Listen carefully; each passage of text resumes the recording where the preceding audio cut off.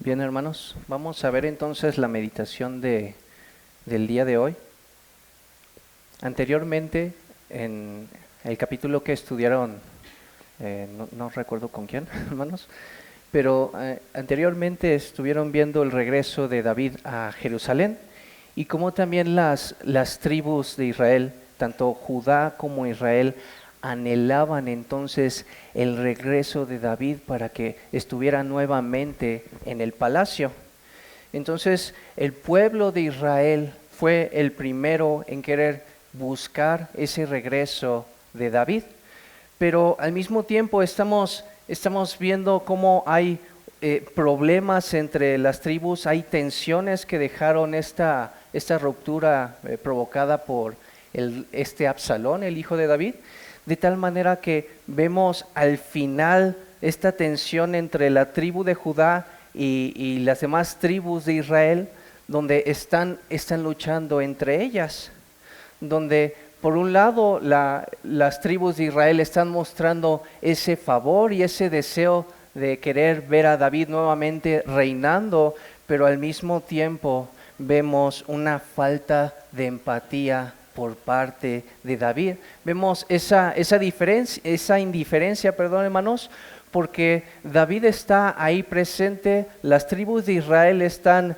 quejándose delante de David y la tribu de Judá está respondiendo de manera áspera o de manera violenta, de acuerdo al capítulo 19, como termina, de tal manera que David no está haciendo nada, no está estableciendo su postura, no está hablando ni para bien ni para mal, y entonces eso termina dando problemas a David.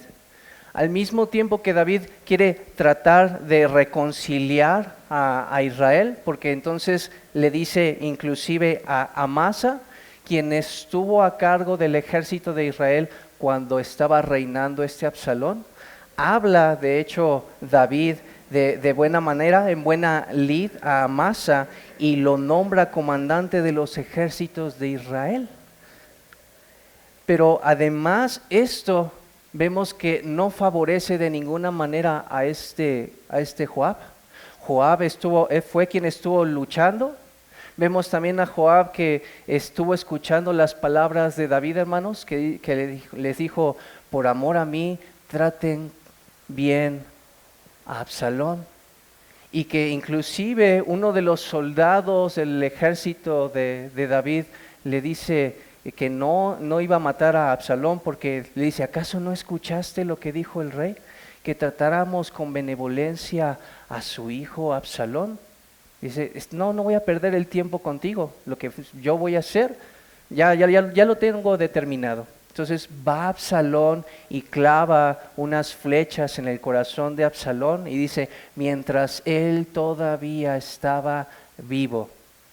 ¿Sí? Entonces vemos ahí el corazón de Joab al mismo tiempo, donde él está dispuesto a hacer lo que tenga que hacer para cumplir con sus propios intereses. Entonces aquí, hermanos, mientras David está nombrando a Amasa, al mismo tiempo vemos a un Joab que está actuando de la misma manera y que no se quedaría con los brazos cruzados, sino que actuaría calculadamente para volver a llegar a ser el general de los ejércitos de Israel.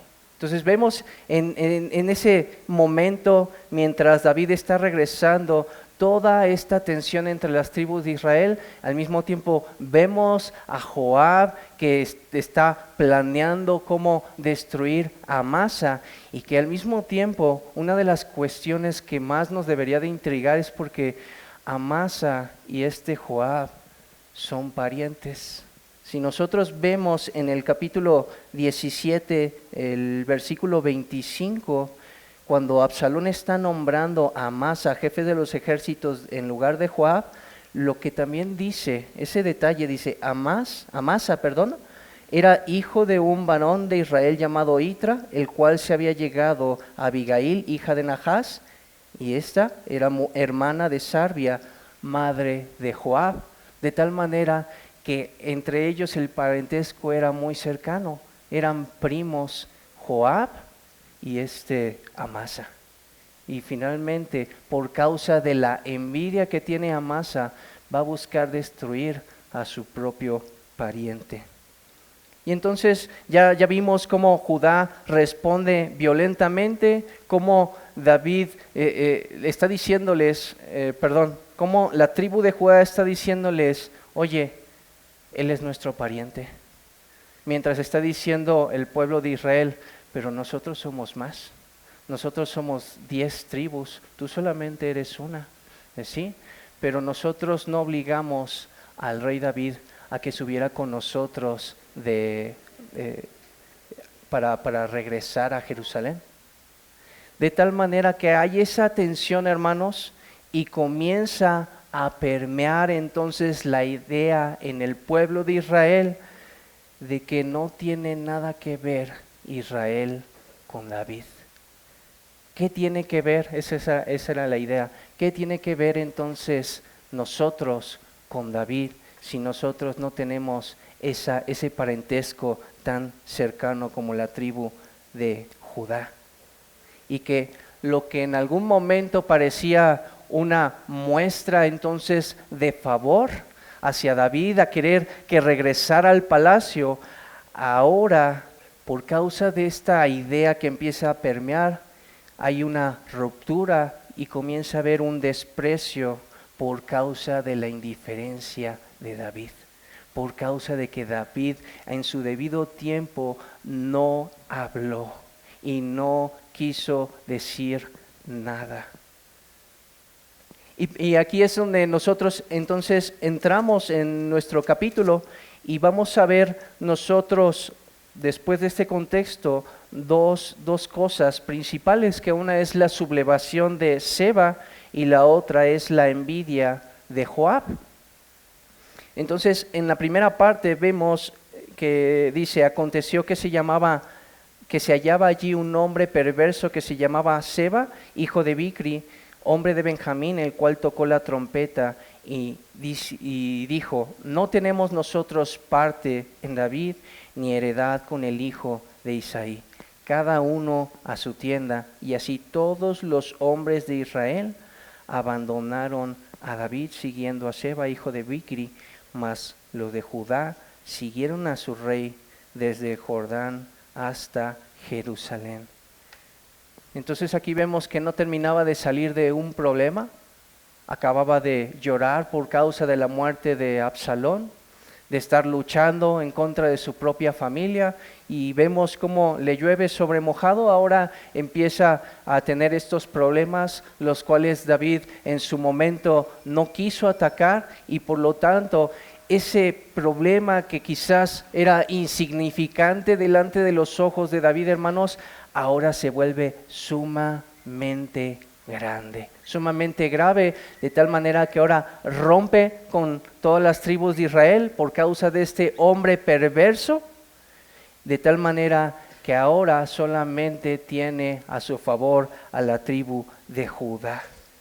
Entonces, hermanos, lo que en un principio parecía algo sin importancia, se convirtió para David en un problema mucho mayor. ¿Qué aprendemos con esto, hermanos? Que debemos de tener cuidado de no tener en poco los problemas en sus inicios, porque a pesar de que pueden parecer sin importancia, finalmente pueden generar graves problemas en el largo o mediano plazo.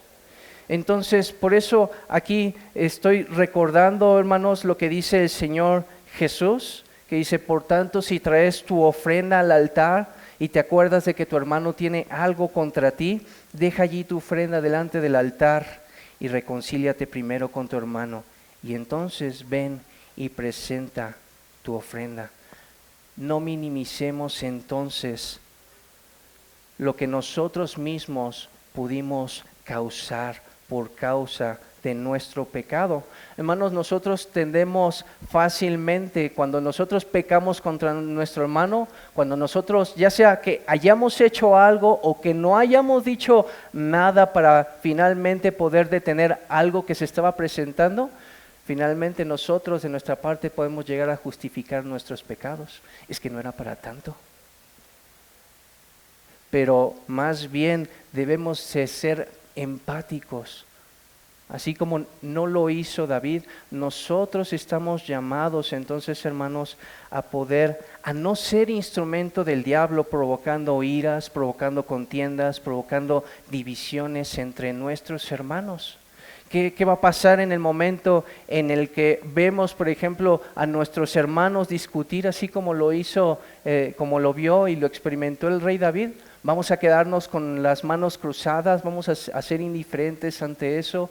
¿O vamos a hablar la palabra de tal manera que podamos sosegarlos, de tal manera que ellos puedan tener una reconciliación a su debido tiempo para que no cause entonces más problemas en el mediano y en el largo plazo?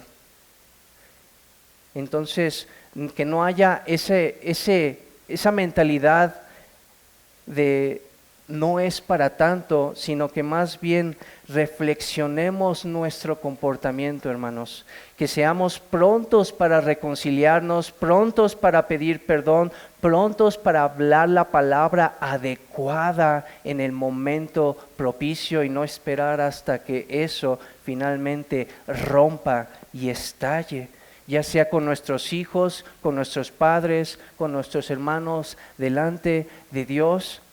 Y no solamente eso, también estuve pensando, hermanos, hablando de lo que nosotros podemos llegar a ser negligentes. Por ejemplo, en la administración de nuestro tiempo, que si no administramos en su debido tiempo nuestro tiempo, con nuestra familia, con nuestras esposas, con nuestros hijos, eso puede llevar, por ejemplo, a problemas más graves. Estaba recordando cuando estaba hablando con un compañero en su momento, cuando trabajaba en Movistar, todo el tiempo que le dedicaba él a su trabajo y que eso derivó en un divorcio.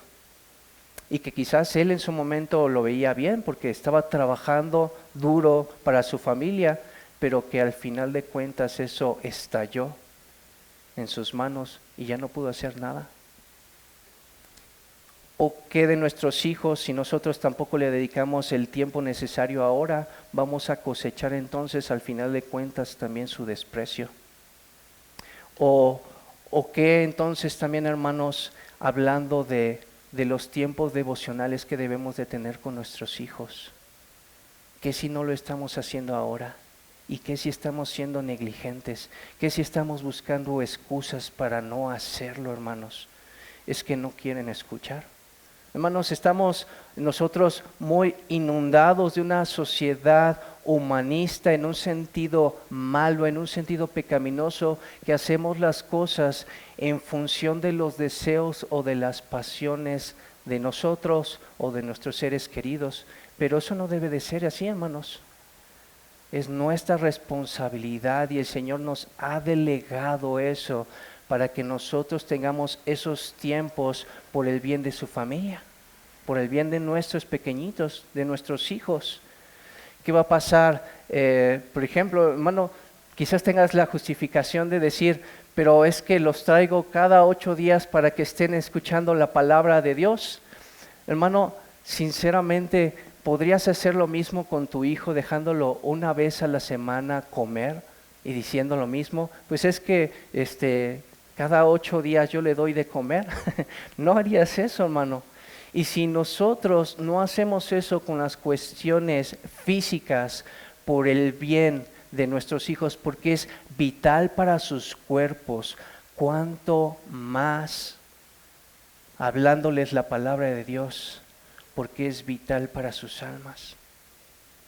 Entonces, que reflexionemos en lo que estemos haciendo, que nosotros nos juzguemos con justo juicio, porque también buscamos no solamente excusas, sino tratarnos de la mejor manera nosotros mismos mientras reflexionamos de lo que hacemos. Y somos sumamente misericordiosos con nosotros mismos en lugar de mortificar nuestro pecado, en lugar de reconocer nuestra falta delante de Dios o de nuestros seres queridos. Entonces, hermanos, es un llamado para cada uno de nosotros para que aprendamos a hacer una introspección muy puntual de cada una de las cosas que nosotros hacemos, y si estamos pecando contra Dios, dejar a un lado las justificaciones, dejar a un lado la suma misericordia que nosotros tengamos con nosotros mismos, y que entonces pongamos manos a la obra, que pidamos perdón a Dios y que pidamos también la gracia para que podamos hacer según su voluntad, para que entonces podamos empezar en esas áreas de nuestras vidas que aún no hemos mortificado, las comencemos primeramente a identificar y después a mortificar,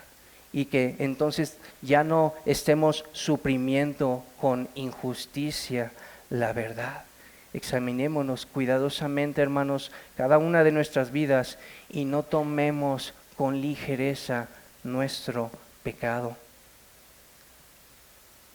Porque finalmente, hermanos, los asuntos que no son atendidos a su debido tiempo van a terminar siendo como bolas de nieve que van a terminar aplastándonos, causando serios daños en nosotros y en los que nos rodean. Y el punto número 2, hermanos, es la envidia de Joab.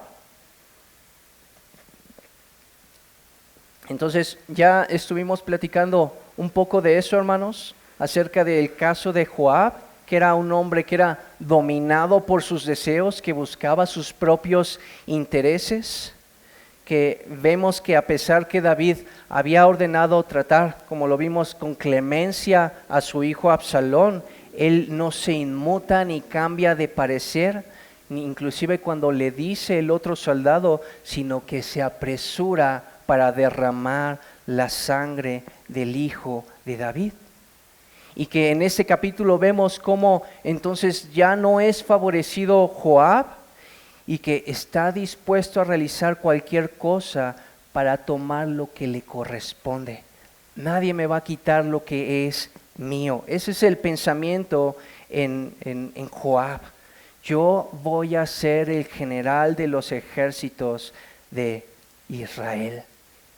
Y entonces lo que estábamos viendo es que David le hace un encargo a Amasa de convocar a la gente de Judá para que vayan a luchar contra Seba de Bicri, que se había levantado en su contra, y le había dado unos días para poder realizarlo. Si mal no recuerdo, son 3 días, pero se tardó más de ese tiempo. Y debido a ese retraso, entonces David está ordenando ahora a Abisai, hermano de Joab, para ir y tomar unos siervos del rey para detener lo más pronto posible al hijo de Bicri. Y entonces Joab está aprovechando esta situación y se va con su hermano con el fin de encontrarse con Amasa. Y durante ese tiempo ya ha estado planeando cómo eliminar a su primo.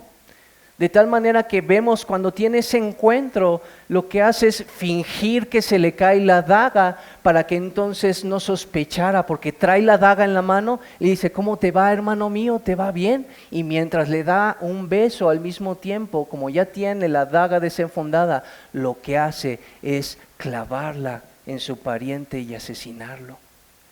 Eso es lo que está haciendo Joab. Y finalmente él cumple con su cometido y se queda a cargo de todos los ejércitos de Israel. Así es como cierra este capítulo, hermanos. Bueno, ¿qué aprendemos? Que estas son las consecuencias que nos puede llevar la envidia y el egoísmo. Joab fue capaz, hermanos, de hacer cualquier cosa con tal de recuperar este puesto que había perdido. Así que, hermanos, no debemos de estar descontentos o envidiar lo que otros tienen, hermanos.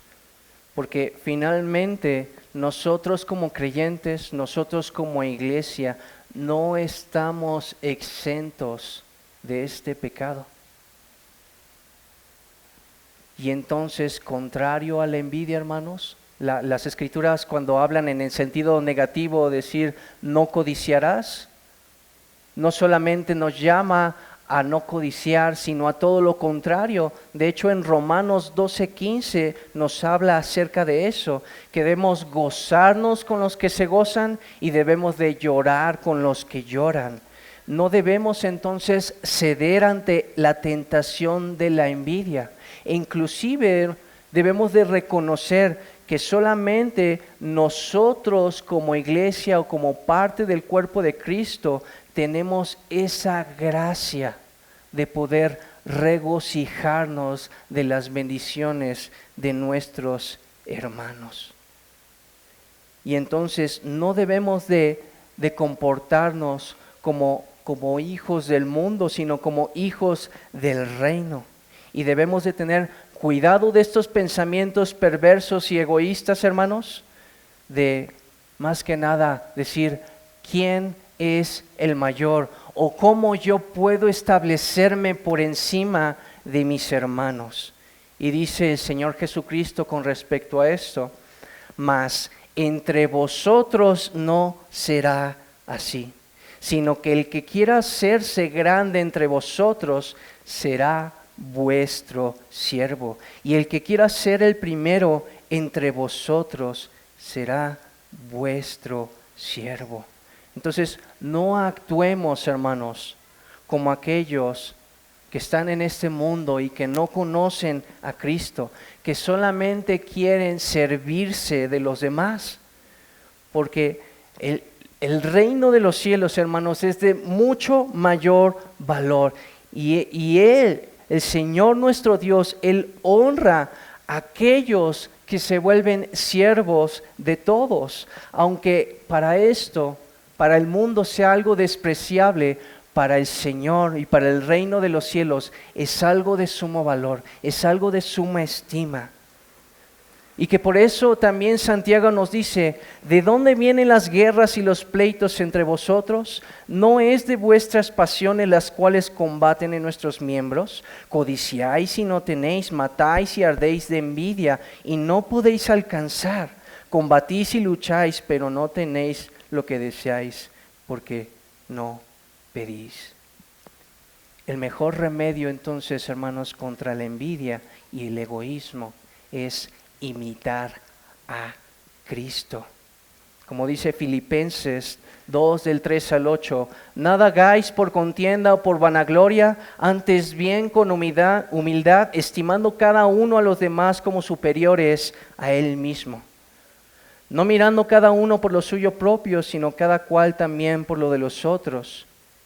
Y aquí dice, haya pues en vosotros este sentir que hubo también en Cristo Jesús, el cual siendo en forma de Dios, no estimó el ser igual a Dios como cosa que aferrarse, sino que se despojó a sí mismo, tomando forma de siervo, hecho semejante a los hombres, y estando en esa condición de hombre, se humilló a sí mismo, haciéndose obediente hasta la muerte y muerte de cruz. Amados hermanos, nuestro Señor Jesucristo, siendo el Rey glorioso, siendo el Dios altísimo, se humilló a sí mismo hasta hacerse semejante a los hombres, para que, como dice las Escrituras, el mayor servirá al menor. Amados hermanos, nuestro hermano mayor, que es nuestro Señor Jesucristo, vino y se hizo como uno de nosotros por causa de su condescendencia, por causa de su gran amor. Nuestro Dios se humilló y se hizo como uno de nosotros para servirnos a cada uno de nosotros que somos parte del cuerpo de Cristo, porque nos amó. Se humilló para volverse objeto de la maldición y de la ira del Padre, para servirnos a nosotros, hermanos, porque nos amó, para obtener entonces la salvación y la vida eterna. Nos sirvió a nosotros aun cuando estábamos completamente débiles, inútiles, incapaces, cuando éramos enemigos suyos, porque nos amó, hermanos, porque quiso servirnos con ternura y se deleitó en hacerlos para reconciliarnos con Dios, con su Padre Celestial. No buscó lo suyo propio, hermanos. Cristo, el Hijo de Dios, nos sirvió completamente de manera desinteresada. Y nunca podremos pagar por este precioso servicio que nos hizo aceptos y limpios y reconciliados delante de Dios. Nunca, hermanos, nunca podremos conocer el misterio de las agonías y del sufrimiento en la cruz, del infierno que Él sufrió en aquella cruenta cruz. Pero al mismo tiempo, nunca nos pedirá pagar por la cuenta de todos sus servicios, porque Él lo hizo de pura gracia, porque Él nos amó en medio de nuestra absoluta miseria. Esta es la clase de vida, hermanos, que nos llama a vivir nuestro bendito Salvador, a vivir de una manera desinteresada, no para nosotros mismos como lo hizo Joab, sino para su gloria, sino buscando su reino, sino buscando su justicia, siendo más y más como nuestro amado Señor y Salvador. Amén, hermanos. Vamos a continuar